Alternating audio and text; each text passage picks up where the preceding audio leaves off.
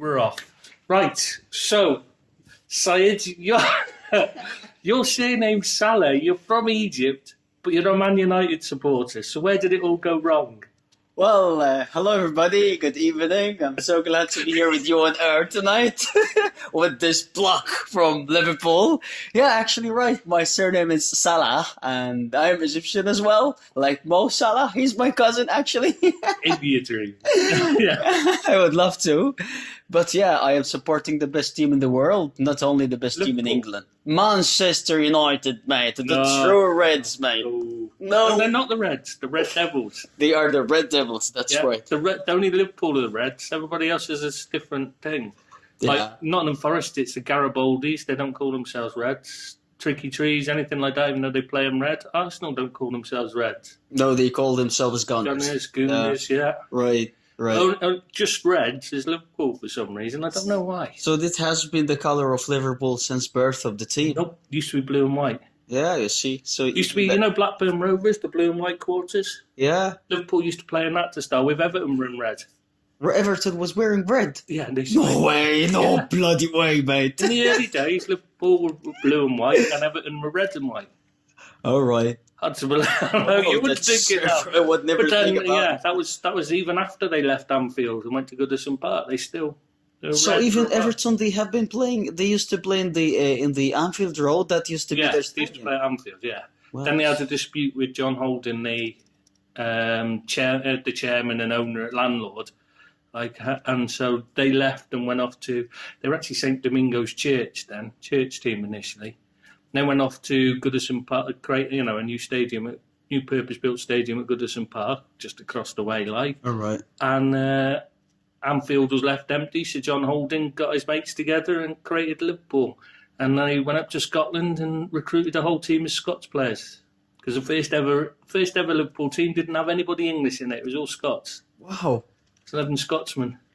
Wow. So, yeah, fully foreign, basically. Yeah. And that's till today, how many English players do you have in the current team of Liverpool? I guess it's Trent Alexander-Arnold, Milner, Henderson, Joe Gomez, and Sturridge, yeah. Who else in the squad? Brewster, if you can count him, even though he's not, he was injured. So you could really count. 6. Yeah, 6 English players. If you count Ryan Brewster, which is stretching it, because he's obviously... Who? Ryan Brewster. Oh, okay, yeah. All right. He would have been playing this season, but he's been injured, so... It is such an exciting atmosphere nowadays, since we are getting very close to the final of the Champions League for the second time in a row. What state? It's today, the 27th, mate. And so it's just 4 days then, isn't it? 5 days. Then. Right, after 1 hour from now, that will be only That's the Europa League final. That's before, isn't it? Day before. Europa League finals day before, isn't it? Yeah. Chelsea-Arsenal. And who won that? Chelsea-Arsenal. Chelsea. Oh, yeah, that will be the day before the Champions League, yeah. In Baku. In Baku. Yeah, Azerbaijan. Azerbaijan. Why so far? It's not even in Europe. Because they pay a lot of money. It is in Europe. Well, sort of. It's in Asia, man. Sort of. Mm-hmm. They count themselves as Europe. Really? Yeah, I think some of it's in Europe, some of it's in Asia, isn't it? They are in the heart of Asia. Come on, we all know that. Azerbaijan, isn't it? Yeah, of course. Azerbaijan, the land of fire. Yeah, it's on the edge. It's on the Eastern European, the Eastern European. Once you cross I'm sure some of it's like Turkey, where Istanbul's half in Asia. Yeah, I could say Istanbul. I think it's the same as that, Azerbaijan. I think it's still further east, to the eastern side of Turkey. So I would say that Turkey could be like a center point between Asia and Europe, and basically Russia, but because it's such a massive country. But yeah, we are here to talk about football, and we are. It's very interesting as well. See, we're talking football. That's proper football, see? And we're giving knowledge as well. Not that we've got any, but if we do. beautiful fella Mohammed Salah is becoming a national hero in Egypt. It's even said that if he's going for the Egyptian elections, he would really become the Well, president of he Egypt. nearly did, didn't he? And he didn't Yeah. even stand. What was it? Wasn't he the second highest vote received? Was Mohamed Salah? Oh, yeah. He wasn't even standing. Yeah, right. I mean, that's insane. He's a smile of the Nile, mate. Is that what they call? Oh, God.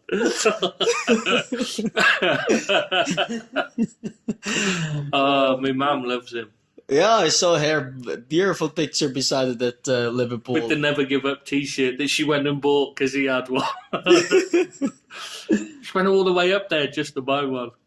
Oh, really? And all the way, yeah, she went traipsing round to find one. Like, Well, it's very easy and access. I thought, I heard one time, like back in the last season of the Premier League, that they have ran out of Mo Salah t-shirts or Liverpool shirts. They have already all been gone. The Alisson Becker was the one that was the problem. The pink goalkeeper shirt was the one you couldn't buy for love nor money. Sold out as the fastest selling shirt. I remember reading something. Alisson Becker. It was the guy in the New Balance shop told me it was the fastest selling shirt that New Balance have ever produced. Really? Yeah, they When was that? couldn't produce them fast enough to make to get them in the shop. Covers the need of the market. Yeah, because I wanted to get one for my mum for Christmas. And the guy was saying, you've got no chance. You've got no chance. And they can't produce them fast enough to fill up the orders from just the Liverpool official store alone to sell them too quick. Wow. They just can't do it. And why? I mean, when was that? In which season? That season? Last year. Last year, yeah. Yeah, this Christmas gone.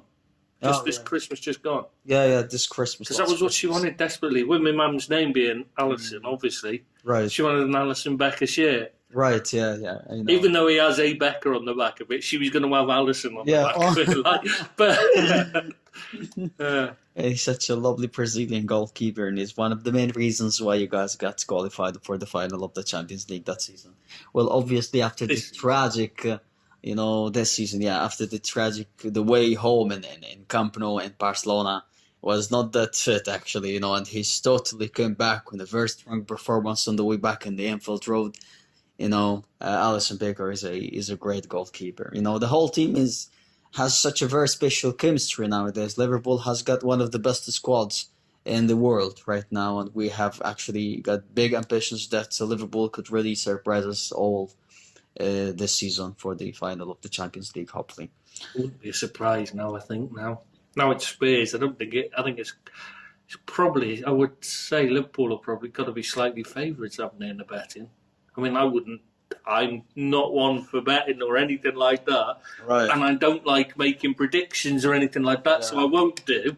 But I just mean, like, in the betting, in the bookies' favourites, I would think Liverpool would be slightly favourites because obviously we finished above Spurs in the league. Right. And we got to the final last year. So the chances are you would, if you were a betting man. That's right. And you know what? Even I want to tell you something which is absolutely true. I spoke with a couple of huge Manchester United fans in the UK and over here, and including myself. I would prefer if the Champions League go into any team rather than my favorite team. I would really think that Liverpool is the most well-deserved. That's because you want Salah to win it. Well, no, apart from Salah, everybody knows in England and outside England that Liverpool had such an exceptional season, and you were very close to win the Premier League as well. Even. The big question is, how did you end up, with Man United as your team? What did you do so wrong? In the world, mate, when it was so young. But they've never been the best team in the world, have they? No, it always has been. You know what? No, because they went to the Club World Cup in and England. They failed miserably. And I remember it well. No, they sacked off the FA Cup to go, and my uncle was the commentator. I had to be a pundit on a... It was shown on cable TV only in the UK. No way, mate. It was shown on cable TV, and my uncle was the pundit in the studio. And the BBC, or whoever it was that was showing it, I'm sure it was the BBC, were telling him he had to say he wanted Man United to win. And, my uncle, rabid Liverpool fan, said to me afterwards, he came home, he was absolutely devastated because they'd made him say that he wanted Man United to win. And he was desperate for that. He said the only thing that made up for having to say that, and he said it made him feel physically sick having to say that. He said he just wanted to go into the toilets and vomit after saying it because he desperately wanted Man United. He said the only thing that made up for it was they got they got to hide him. He said that made it all worthwhile. He said if they lost every time I said I wanted them to win, I'd say I wanted them to win every game. No, but when I was a little kid, I loved the team, along with another three leading clubs in Europe, like basically in the whole world. I used to be I'm still a Manchester United fan and a Real Madrid fan and AC Milan fan. So it wasn't because of Well, there are some Ronaldo. reasons. Like my uncle, he's still working even as an English teacher, and he used to tell me about it because back in that time it was not very familiar for someone who lives in a village in Upper Egypt to get to know about European football. Even he was like a very little kid. So I used to go to the to stadium, even to the playground with him, watching the elders playing football, and then even when our turn comes to play, so we used to play as well. So he used to tell me about these huge legends, like back in the time, And even I like the red color. I like Manchester United being the most famous, the most strongest team in the world, and the most, like, according to English Premier League winners ever, So So yeah. what are you talking about? Because like, And even they have legends. They have no, I mean legends. how Like, old? No, I'm talking about what age were you? when I was maybe 10 years old or something. Yeah, so that was in. What, 20 years ago? Yeah, right, back in 2000, 1999, 1998. Okay, that makes sense. Yeah. Yeah. Yeah. So 90.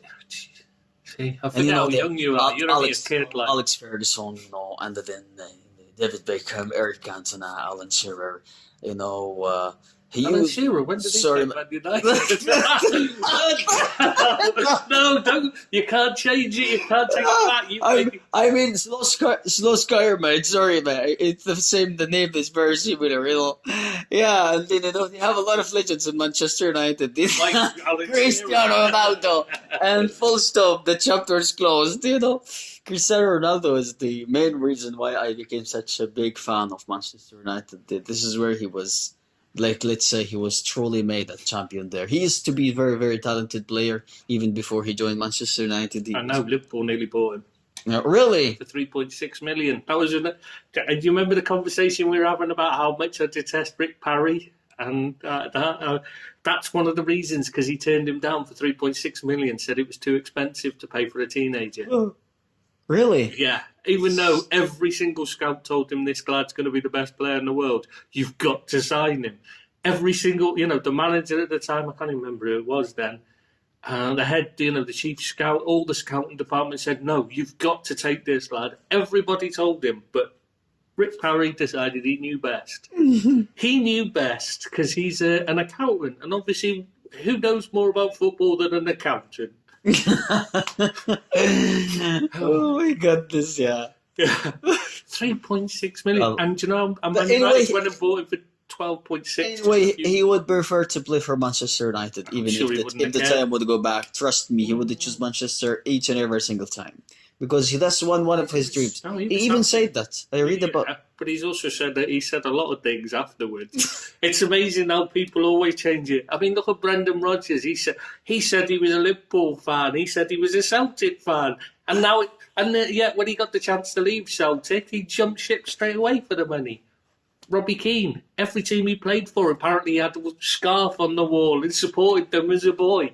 Even though he played for 45 teams, he managed to support all of them during his childhood. Even those that didn't exist when he was a child, he still claimed to have been a childhood fan of it.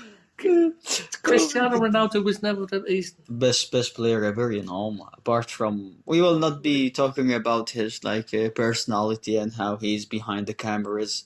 Well, it's just actually not our concern. But we can talk about the good deeds, of course, for any human being on the planet.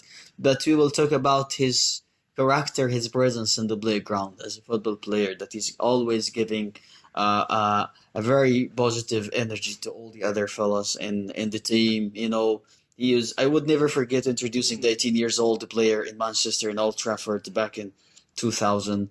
Do you think he's that positive on the pitch at time? Because sometimes I think, when he throws a strop because the player shoots and it does, rather than passes to him, even when they score, I've seen him throw a strop God, like that when the other players got and scored because he didn't pass to him to score instead.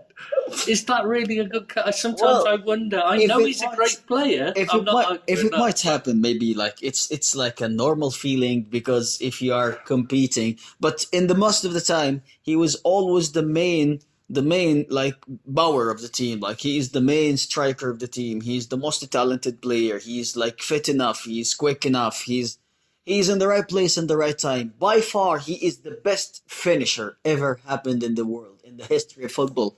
I give you that. I don't know. You've some of the old school players. I think surprised. You've got to remember that. You don't really like the guy. No. I think he's a great player. I've never disputed that.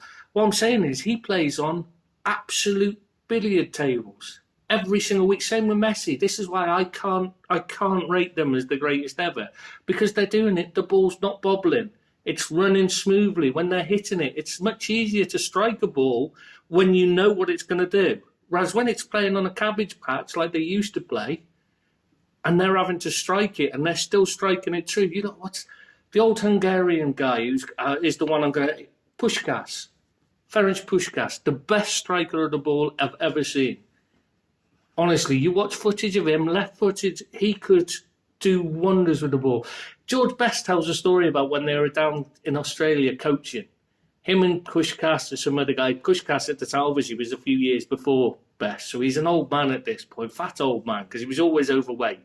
Always very overweight he was, Puskás, you know what I mean? He was a little, like, round Borger man, like, in the 50s he played. I don't know if you know the Hungarian team, the great Hungarian team, the Magical Magyars. He was the main star of that. Anyway, yeah. So him and George Best and another great player, I can't remember I'm sure it was a Man United legend as well, were coaching in Australia and I'm doing this coaching course. The kids didn't know who Ferenc Puskás was at all. Didn't have a clue. So they were talking. They were saying about hitting the crossbar. How many times do you think he'll do it? Because they were just disrespecting this fat old guy, like. And Best said he'll hit it. He said there are 5 shots. He'll hit it 5 times. Puskás, first 4, bang, bang, bang, bang on the crossbar. The 5th one flicked over his head, swiveled, bang, hits the crossbar again from the halfway line each time. 5 times in a row he hit the crossbar perfectly. That's something no modern player could do. They can't. They don't have that level of ability because they're playing on such a good surface that the minute you see them play on a pitch that's not perfect, they look like they haven't got a clue what to do. They're all over the shop. Man City showed it this season on a perfect pitch. They're brilliant. Absolutely. But when they were in the FA Cup and they were playing on cabbage patches, these messed up pitches in the lower league teams. They were crap. They were awful. They were the same level as the team they were facing. But they should have a skill level where they should still be better than the team they were up against. But they didn't look it because they couldn't pass. Everything's developing and everything is becoming modern, and it's. But does that make them better, or does it just mean the facilities are better? Well, actually, the facility is even a part of the game at the moment. Now, but I mean, does it make the player better to play on better conditions? I don't think it does, because you look at the best players in the world, most of them have come from difficult conditions. Ronaldo, as a kid, didn't play on the best pitches. He he had a poverty. It was poor where he was. He was on dirt pitches where the ball would bobble and that. That was where. But because he's then graduated onto billiard tables, he's not kept developing that initial skill. George Best was playing with tennis balls on concrete and stuff, you know what I mean? And that's how he developed his skills, because he wasn't on perfect pitches. And that's, to me, I think it's a huge mistake, is they move these kids onto these perfect pitches from the start, when they're little kids. And they're not learning about playing football, they're just learning about playing on a perfect, they're not learning the full game. Yeah, but developing the whole thing of this football, of that kind of a sport, it's about fun. I mean, entertainment, and it wouldn't make someone suffer, like, in order to make sure that if he's performing good or not. Are we still on air? Yeah, still recording. Don't worry, I was just checking. So basically, there's no issues. There's nothing wrong with putting the best of circumstances. It was fun on crap pitches, though, wasn't it? It's just as much fun when you're on a crap pitch. Yeah, but I think like if we back to our old days, it Mm. was like a lot of fun back on those days. Exactly. I mean, we used to play on all, anywhere. It was never a Anyway. good pitch. Half the time you had a slope and you had ditches. Yeah. You had to swerve round dogma. You know, Who could ever forget these days? and people were trying to, and when you're playing as a kid, people are always trying to throw themselves into heavy challenges. They're trying to hit you. They're not trying to get the ball most of the time. That's something that's gone from the game as well. They don't have to avoid being hammered by someone, like Maradona was getting hammered waist high every single game, constantly. Messi and Ronaldo don't have those problems. Right, these aren't, yeah. That's why I can't give them the credit, of being the greatest ever until they can prove it at the same sort. They're fitter, they're much fitter, and the technique is cleaner because. But how much of that is down to the pitches and the conditions they're playing in, rather than them being better technicians? Because I've seen, these old time players. I've played against some of them, and the touches and the skill they've got. When you put them on a perfect pitch, the touch and the skill is fantastic.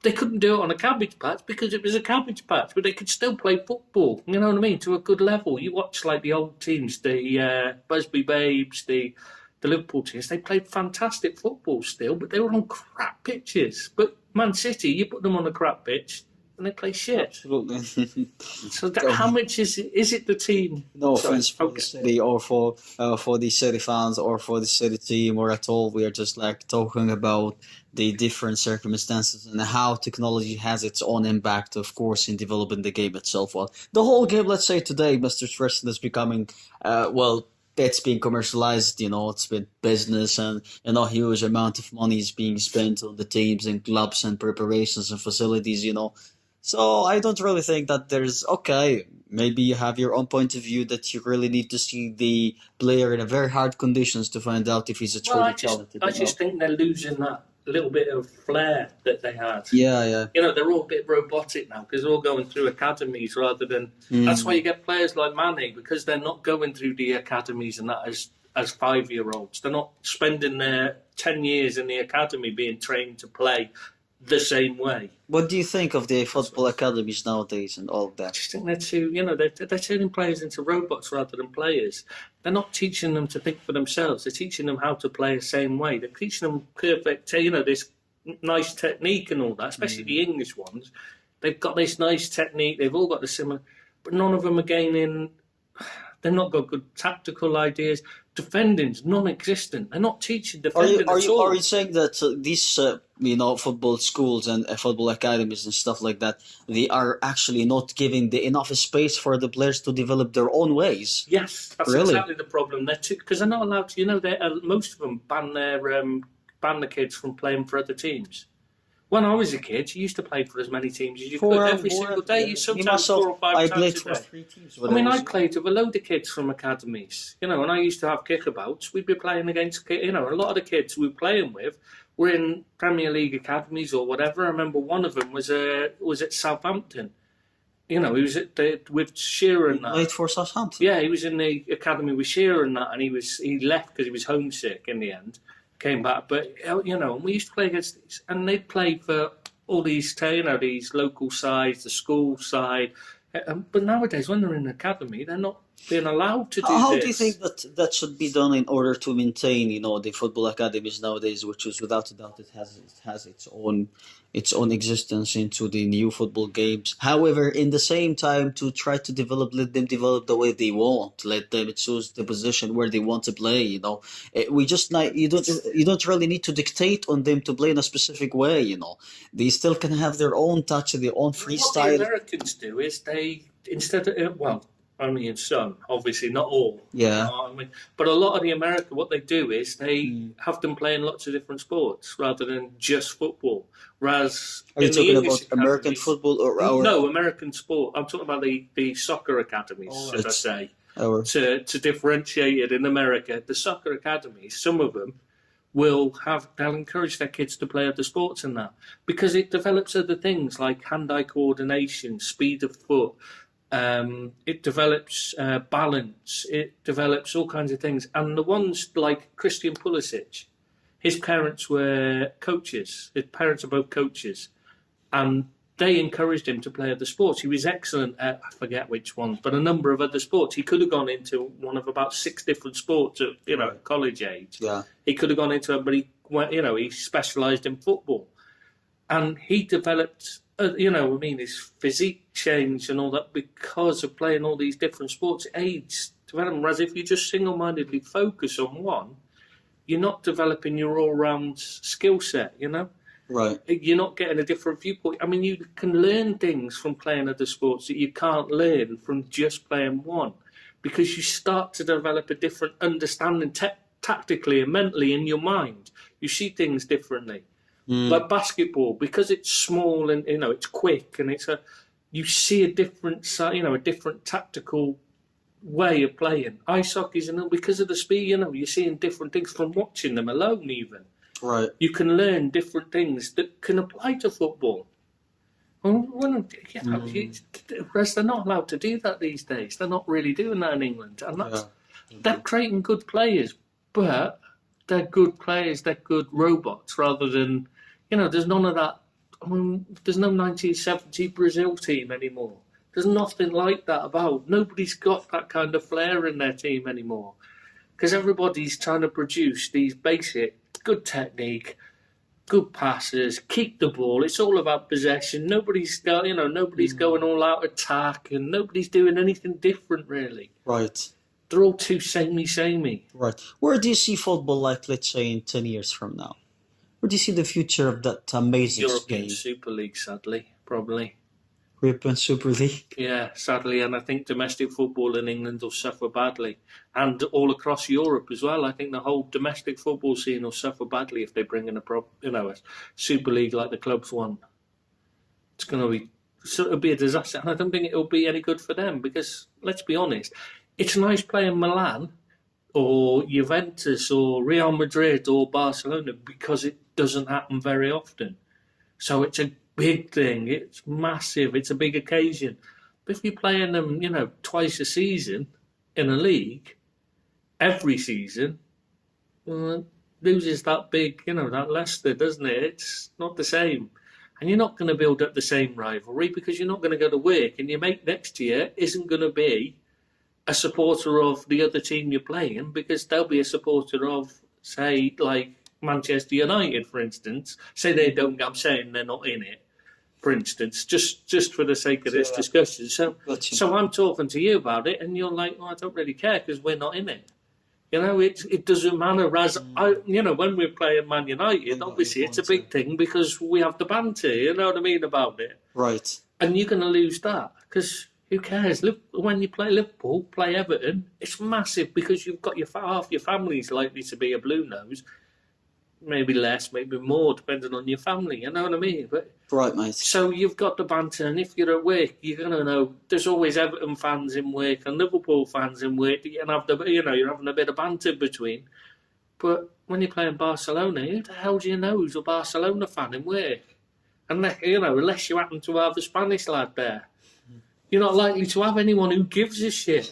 They just don't care, do they? So it just stops. Yeah, that's cool. It's been great. The podcasting here from Dubai. FM Sports. That worked. Let's see how it works. Because that was only a test once. Yeah, Wrap it up absolutely. to see if it worked.